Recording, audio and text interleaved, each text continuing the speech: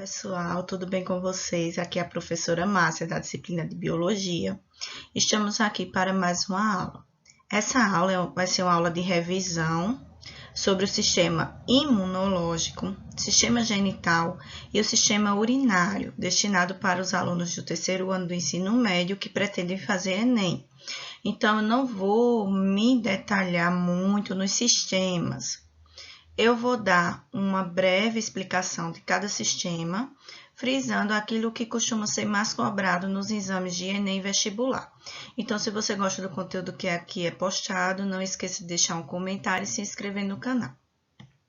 Vamos dar continuidade falando sobre o sistema imunológico. Então, o primeiro sistema que eu irei explicar aqui no vídeo vai ser o sistema imunológico. Lembrando que a função primordial do sistema imunológico é a defesa do nosso organismo. Então, ele é um sistema que é responsável por defender o nosso corpo contra organismos patogênicos, como vírus, bactérias, partículas estranhas que invadem o corpo causando doenças, ok? Então, vamos analisar quais são os órgãos que fazem parte do sistema imunológico e quais são os conceitos fundamentais que eu devo saber na hora de resolver alguma questão sobre o sistema imunológico. Então, aqui eu trouxe uma imagem para vocês, explicando os órgãos, tá ok?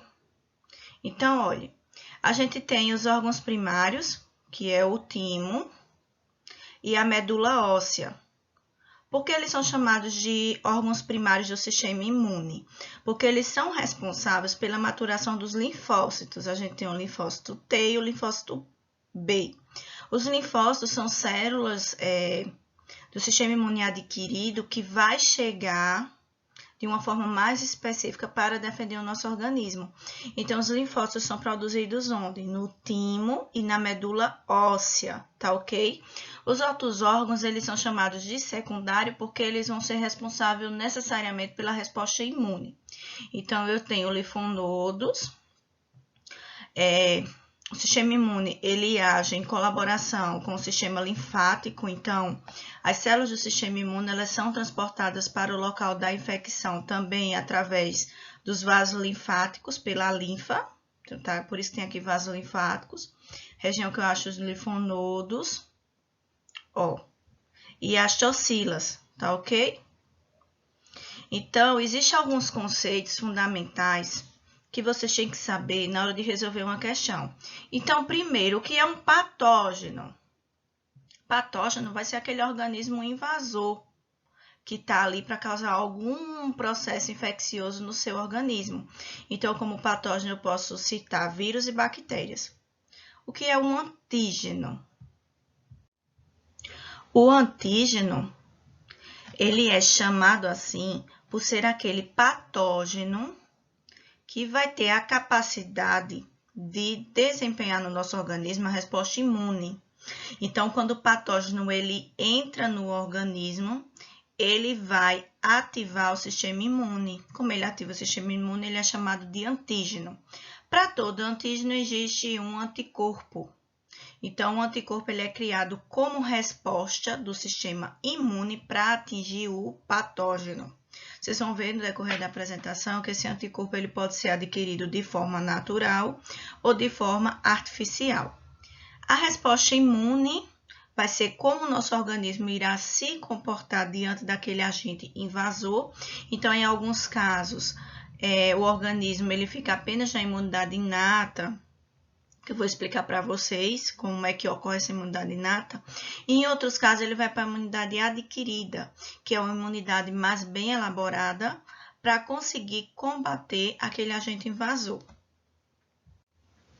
E por último, pessoal, a linfa, que nada mais é do que um líquido, né, que está nos vasos linfáticos, que eles vão auxiliar no deslocamento de células do nosso sistema imunológico, que são células específicas que vão estar auxiliando na nossa resposta imune. Então, aqui eu trouxe um quadro resumo, como eu falei, essa aula é um resumo.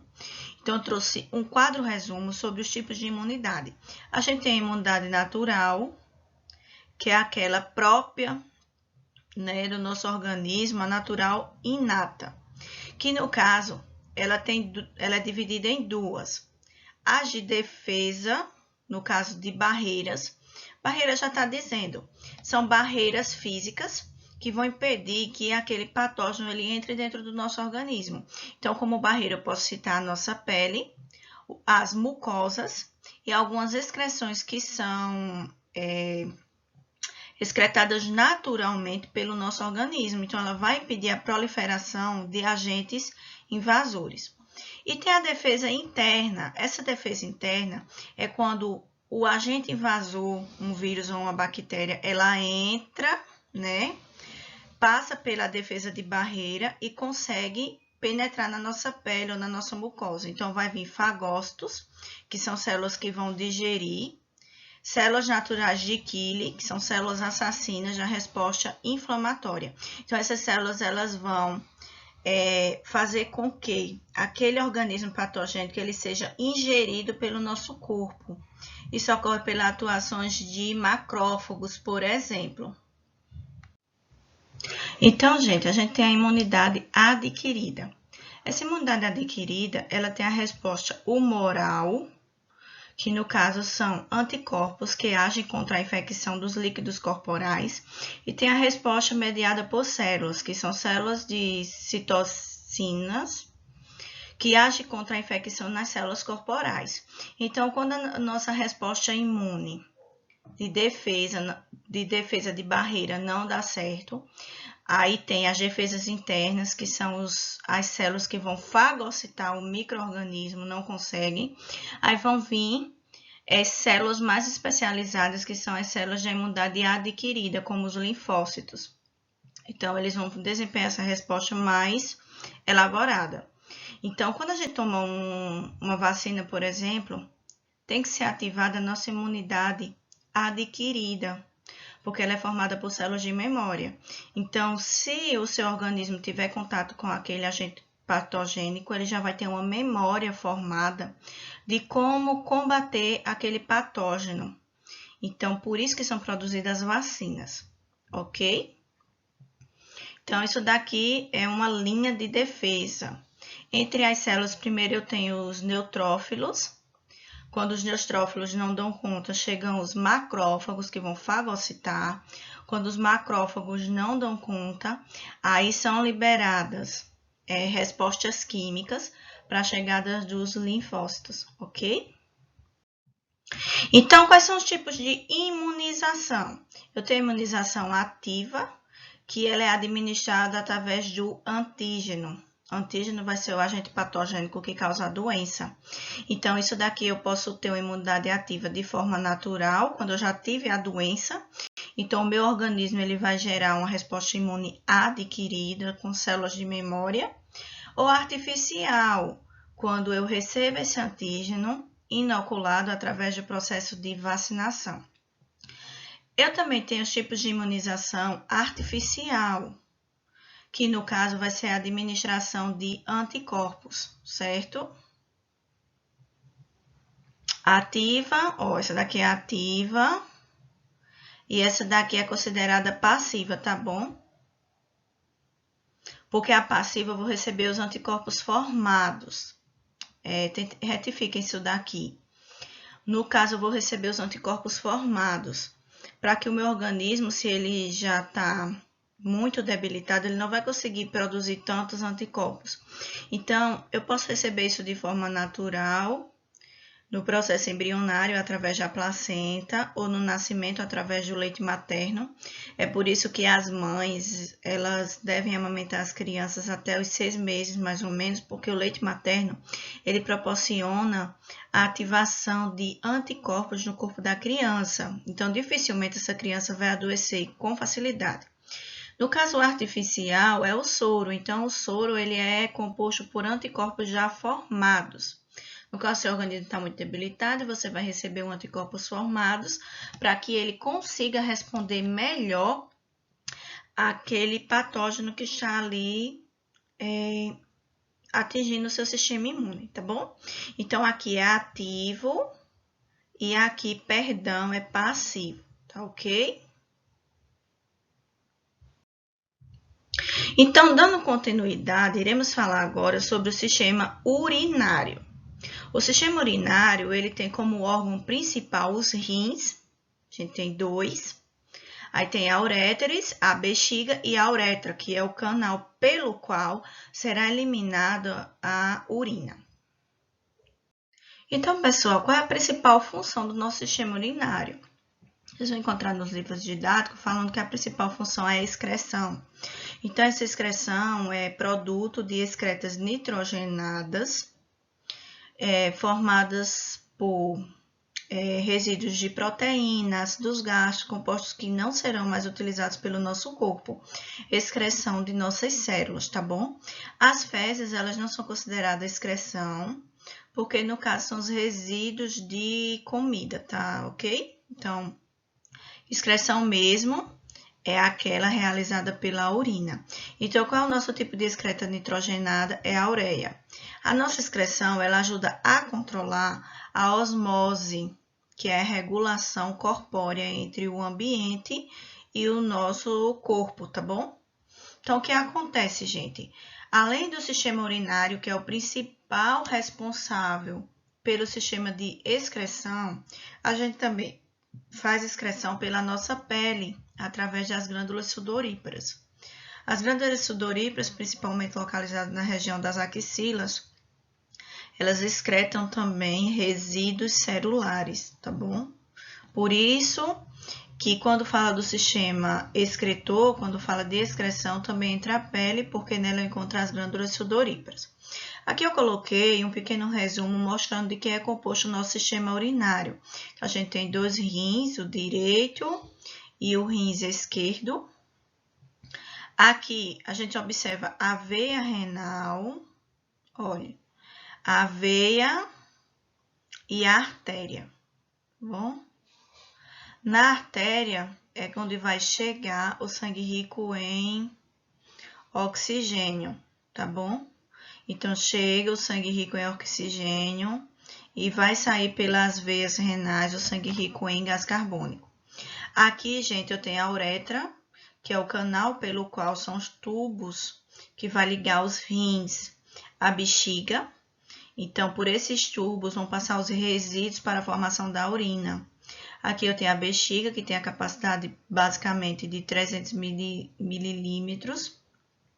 Então, ela é uma bolsa muscular que tem uma capacidade específica para poder comportar o líquido da urina. A bexiga ela é controlada também por esse esfíncter uretral.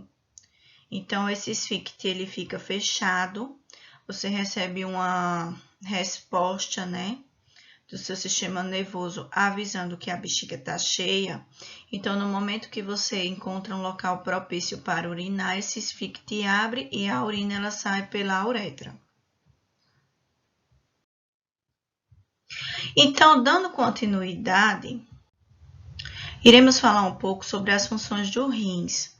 Então, controla a pressão arterial, porque ele vai regular o volume dos fluidos corporais, regula a osmolaridade, porque conduz a alguns comportamentos, como, por exemplo, a sede.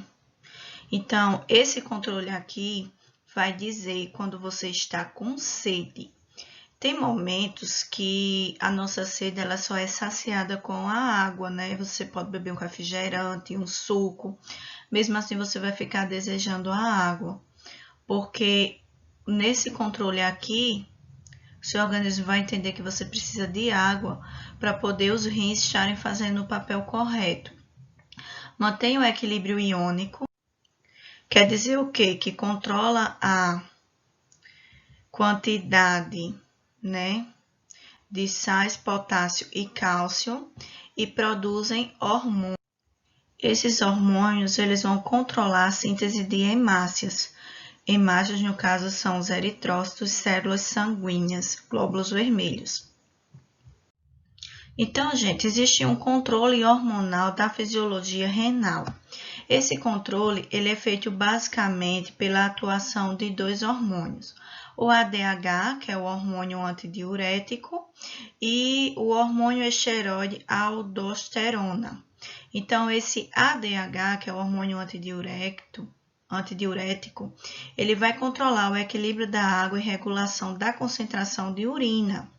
Ele recebe uma resposta do nosso sistema nervoso através da neurohipófise, aí vai liberar o ADH, que é também chamado de vasopressina, e vai controlar a quantidade de urina que é produzida, tá bom? Concentração também dessa urina. Já o hormônio esteroide aldosterona, ele vai fazer um equilíbrio do sódio e regulação do fluxo extracelular durante esse processo. Então, esse hormônio ele tem atuação direta nos rins e ele é liberado pela suprarrenal. Então, o ADH é liberado pela adenohipófise, que está lá no sistema nervoso. E o aldosterona, ele é liberado pela suprarrenal. Tá ok? Dando continuidade, iremos falar agora sobre o sistema genital, tanto masculino como feminino. O sistema genital feminino, eu coloquei para vocês aqui a morfologia de que é formado no sistema genital feminino, e à medida que eu for explicando as partes, eu vou dando uma pequena introdução nas funções, tá ok? Então, aqui está o pudendo feminino, que antes no livro didático era chamado de vulva. Agora, o nome é pudendo, certo? Pudendo vaginal. Então, o que é que eu vou ter no pudendo? Eu vou ter os pelos pubianos, que tem a função de proteger essa região do pudendo de proliferação de bactérias e vírus que possa estar atingindo o nosso sistema genital. Então, não é recomendado fazer a depilação total dessa região. É bom deixar um pouquinho desses pelos, porque ele tem essa função de proteção.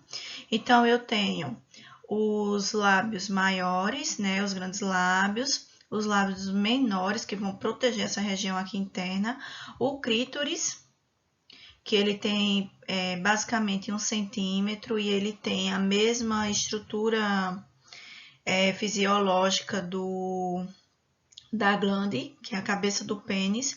Então, o clítoris ele proporciona o prazer no ato sexual para a mulher. O ósseo da vagina, ou seja, o canal de comunicação, ou seja, a vagina, esse canalzinho aqui, ó, é como se isso daqui fosse a projeção para fora. Então, pelo canal, né, que é o ósseo vaginal, vai sair, vai ter a passagem do bebê durante o parto e também vai ter a passagem da menstruação durante o fluxo menstrual, que é a região do ânus. E acima do ósseo da vagina, eu tenho o ósseo externo da uretra. Então, esse canalzinho aqui vai ser por onde vai sair a urina, tá ok? Existe nas mulheres que nunca tiveram relações sexuais o ímã, que é uma pelezinha que vai recobrir essa região do ósseo. Essa pelezinha tem alguns furos, que vai permitir a saída do fluxo vaginal, e ela não pode ser considerada um critério de virgindade, porque às vezes é muito fininha, a mulher perde até com algum movimento brusco, andando de bicicleta, andando a cavalo. Então, não quer dizer que ela só vai perder o ímã na primeira relação sexual, tá bom? Aí aqui, olha, a vagina, que é o canal. Logo em seguida vem o colo do útero e o útero, que é um órgão oco, tá bom? Que vai abrigar o bebê durante a gestação. O útero, ele tem do lado as tubas uterinas. Então, a gente tem 2 tubas. Essas tubas, elas têm os cílios, essas regiões aqui, né? Que tem o batimento dessa região, através de células ciliares, que ajudam a liberação do ovócito secundário durante a ovulação. Então, temos os ovários, que vão liberar um ovócito secundário por mês. Esse ovócito é liberado, fica na região da tuba uterina, esperando que a mulher tenha uma relação sexual, né? E o espermatozoide, ele consiga chegar nessa região aqui para achar o ovócito secundário. Quando ele acha, ocorre a fecundação, então ele vem, desce e se fixa na parede do endométrio para dar início ao processo de gestação. Quando isso não acontece, ele vai o ovócito secundário ele vai descer, ocorre a atuação de hormônios, fazendo com que aumente a parede do endométrio e ocasione uma descamação. Então, essa descamação é o que a gente conhece popularmente como menstruação. Então, pessoal, dando continuidade ao sistema genital feminino, eu trouxe para vocês o ciclo ovulatório. Então, eu vou explicar para vocês como ocorre o processo de ovulação. É interessante, e eu vou ressaltar aqui, que pode ocorrer da mulher não ter ainda menstruado, mas ela já ter tido a primeira ovulação. Então, essa menina, ela pode muito bem engravidar, mesmo sem ter tido o sangramento da menstruação, porque nesse caso ela já ovulou. Então, se ela tiver óvulo viável aqui na tuba uterina, ela pode engravidar. Então, isso daqui é um corte do ovário, mostrando quais são os processos que ocorrem durante um mês após a primeira menstruação, no caso a menarca. Então, você tem aqui o folículo primário, ele vai se transformar em secundário e terciário. Então, esse folículo ele vai ficar maduro e vai liberar o ovócito, que é o ovócito secundário. Então, o que fica na tuba uterina aqui é um ovócito secundário. Óvulo é apenas quando ocorre a ovulação, então, quando ocorre a fecundação. Então, se eu não tenho fecundação, eu não tenho óvulo, eu só tenho ovócito secundário. O ovócito secundário fica aqui na tuba, então sofre reações de hormônios. Quando não ocorre a fecundação, aumenta o tamanho do endométrio e vai ocorrer o descamamento do endométrio, que provoca o sangramento, que é conhecido popularmente como menstruação. Então, eu trouxe aqui quais são os hormônios que atuam nesse processo. Então, a gente tem a fase folicular e tem a fase lútea. Então, na fase folicular, ele é estimulado pela produção de hormônios epifisários, que é o LH e o FSH, certo? Esses hormônios aqui são liberados pela hipófise e vai estimular o quê? O processo de ovulação. Então, esse processo de ovulação começa e ele também é influenciado pelo estrogênio, que é o hormônio que vai ser ativado quando esses dois hormônios da hipófise são liberados. Então, no 14º dia vai ser o pico da atuação desse hormônio. Então, vai ser o dia em que a mulher vai estar com o óvulo, com o ovócito, né, secundário aqui na tuba uterina, pronta para que ocorra uma possível fecundação. Quando não ocorre a fecundação, vai ter a diminuição do hormônio estrogênio e o aumento do hormônio progesterona. Esse progesterona aqui é o que vai aumentar o endométrio no útero para receber um possível ovócito fecundado, porque o endométrio ele aumenta para receber o óvulo, né? Para começar o desenvolvimento do embrião. Quando isso não acontece, esse hormônio aqui, ele se transforma no corpo lúteo, que no caso a mulher ela começa a excretar um mucozinho liguentozinho para ajudar que ocorra a fecundação. Quando isso não ocorre, então isso daqui vai diminuir, ocorre a proliferação do endométrio. Como não ocorreu nenhuma fecundação, ocorre o descamamento dessa parede do nosso útero, do endométrio. Então, a mulher menstrua. Esse ciclo ele se repete uma vez por mês, até a mulher chegar no processo de menopausa, que é quando a quantidade de ovócitos que ela tem se esgota. Então, essa mulher não pode ter mais filhos. É diferente do que acontece com um homem. O homem ele produz espermatozoides continuamente por toda a sua vida. Então, quer dizer que um velhinho ele pode engravidar uma mulher porque ele tem espermatozoides viáveis. Já a mulher, depois que ela passa do processo de ovulação e chega no período da menopausa, ela não pode mais engravidar. Então, vamos partir para o sistema genital masculino. O sistema genital masculino, ele fica, eu posso dizer, 80% projetado fora do organismo do homem.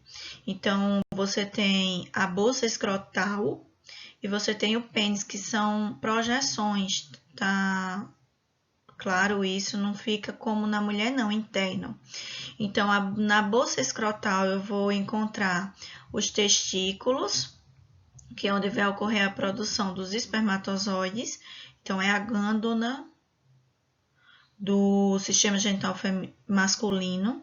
Então, o espermatozoide ele é produzido no testículo e ele é armazenado no epidídimo.